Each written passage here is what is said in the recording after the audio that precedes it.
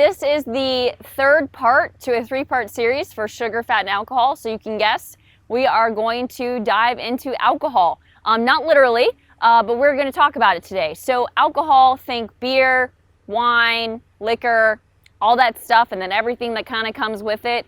I do want to kind of go over the difference between a serving and a portion. A portion is what we consume. A bottle of wine is not a serving. That is a portion. A serving is more like the 5 to 6 ounces. Beer, 12 ounces. Liquor, think ounce and a half. So that can kind of get your brain thinking into, actually, how much am I really drinking on a week-to-week basis? Most of us are probably underestimating how much alcohol we actually really do consume. And a big part of this is because when you go to a restaurant, rarely are you going to get the 12-ounce beer. It's usually going to be the 16 or 22 or 24, whatever it is they're offering. Wine, depending on the restaurant, depending on the place, they may pour an actual pour, which I always get a little bit sad. You know, it's like you're paying money for a pour. You want like a pour. Or it could be something where the wine is just flowing and there's really no stop to it. And then we think liquor. The problem with this can be what's actually added to the liquor. Think all the mixers and things like that, which really add that sweetness component or the added sugar component that really is not probably the best thing for our health. So ask yourself first, how much are you really consuming? How many drinks per week?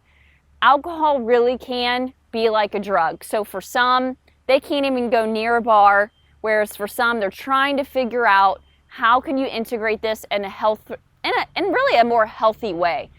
It can be like a spectrum. So on one side, we've got cultures that it's ingrained into their culture. They have a drink a day, and it's actually just a part of their lives. Whereas we have the other end, mentioned earlier, where folks can't even go near a bar, they shouldn't step near a bar, alcohol shouldn't be coming in because they're more in that addiction realm of it. So take out the addiction side. We're going to dive into more so how can you figure out how to really better manage this moving forward. So 300% markup in restaurants for alcohol, 300%. So one thing to consider is to actually, can you drink more so in your own home? Because when you're out, they're gonna try to hit this really hard on the selling component. Another thing to factor in is alcohol really does impact every single cell, every single organ system from head to toe. Not one area is completely missed. So we start to lose our inhibition a little bit. Our choices aren't as wise mind focused. When we start drinking, after that first drink for females and after that second drink for males, our body starts to see that alcohol as a genuine threat. We don't really break down other food or other things coming in quite as well. Alcohol will disrupt your sleep, especially the REM sleep, which is your deepest sleep. So think back to times where you had more than that 1 or that 2. And how did that impact your sleep? Did you wake up the next day a little groggy, a little bit tired, less motivated to move? These are things to really factor in, because if you're trying to figure out how you can feel better, alcohol really will make a huge influence on whether or not you feel worse or you feel better.